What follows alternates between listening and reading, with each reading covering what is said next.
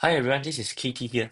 Today video is about the weekly trades that has been placed for the week of October 20 to October 24th, 2025. Let's take a look at the portfolio here. For the past 7 days, it went down to negative 6.39% and went up to plus 3.97% due to the soft CPI data. So it's quite dovish and hence the stock market rebounded. Month to date, it's about 1.95% positive here. Year to date, it's about 119.25% positive. Since inception, the portfolio is about plus 378.69% positive. Let's take a look at what options has expired throughout the weekend here. So let's take a look at KTOS calls expire in the money. So my KTOS stocks were caught away at $85 credit here.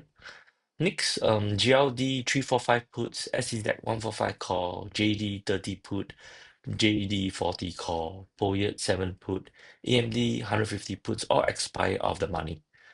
And let's look at the watch list. I would like to mention some specific counters and also give a summary about this week's trade here. So if you want to look at individual trades, just refer to my daily videos. So for this week, October 20 to 24th, 2025, this week wasn't about chasing premium. It was about discipline in rotation here. So every move from AMD roll up to CRM, convex hedge, was built to preserve structure ahead of earnings season. So net take home is a positive gain, but more importantly, portfolio stability before the next volatility pulse. So I would like to mention AMD here. It's more of a tighten and rebuild concept here. So for AMD here, let's see. So for AMD here, I wrote higher from 230 to 235 puts, trimming deep exposure while keeping core theta. The sequence of buy and sells rebuild convexity, so paying up short-term debit to reclaim delta control. So this week, AMD became the metronome of my portfolio. Small losses accepted to reset positioning for the next cycle. Next, for CRM, it's more about convex insurance in motion here. So I actually accumulated 15,000 shares, um, then layered call and put spreads around it. So the November 14 240 puts and November 28 265 calls uh, frame a control risk box, a synthetic collar with theta income. So my November 14 240 puts, I actually roll it earlier to October 31st 250 puts because CRM was quite bullish. I wanted to get out of it. And CRM remains my active core, income plus defense, both working in tandem. Next, I want to talk about JD here. It's more about theta harvest and reversal. So I closed some expiring $30 puts and $40 call legs, reopened November 14, um, $37 uh, put. So it's a classic wheel rotation, collect premium on the strength, re-enter lower. The chain of 37 put sales anchored consistent yield, not flashy, but pure efficiency. Next, NBIS here is more of a structure laddering here.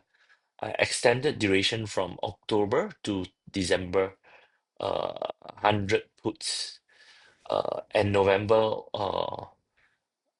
and from November 105 puts. So this basically roughly balance margin to maintain exposure while realizing incremental credit.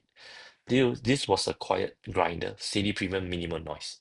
So for NBIS, I actually roll forward to December 19, 2025, $100 puts because it was getting bearish and I wanted to boost up my accessibility. But now it's back to a bullish price action here.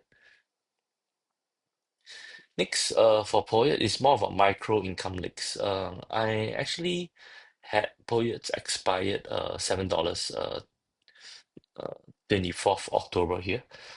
These contracts printed tiny, but they are reliable cash flow. These are Theta filler positions, small credits that smooth equity swings across the week. I also opened positions in selling $7 puts expiring November 7 on Poet. It's because it's a bullish price action here. Next we talk about GLD here. So GLD, what I have here is more about compression and release. We have uh, expired multiple 380 puts upcoming, so freeing some capital. And I also reloaded November 14 360p for some insurance. The result is a reduced decay drag, renewed convexity coverage before macro catalyst. Goals rule stays defensive, optionality over speculation.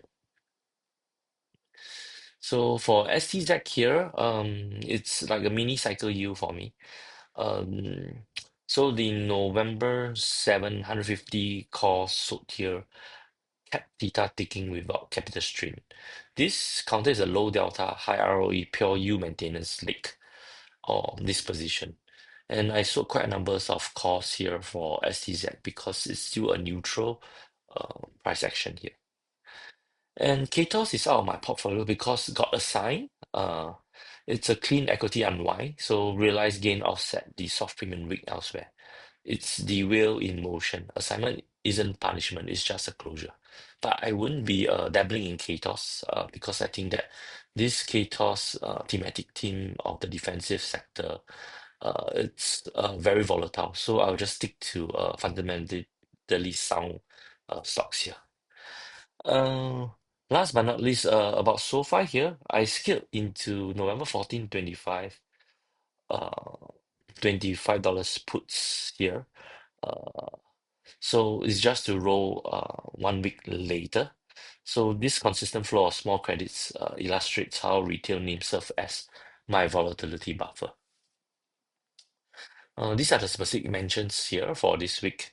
My weekly takeaway for this is that precision beats excitement. This week reminded me that the best theta is engineered and not chased. So rolling earlier, laddering duration, and letting expiry clean up noise. That's how income becomes sustainable. So I rebuilt my convexity, deltas realign, cash flow are steady.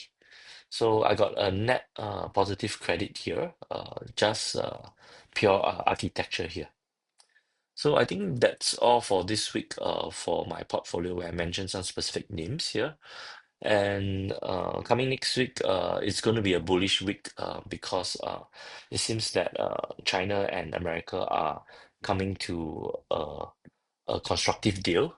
Hence, it's quite a positive news for the market here. I'm expecting my JD counters or calls to actually explode here because of the China-US good ties here.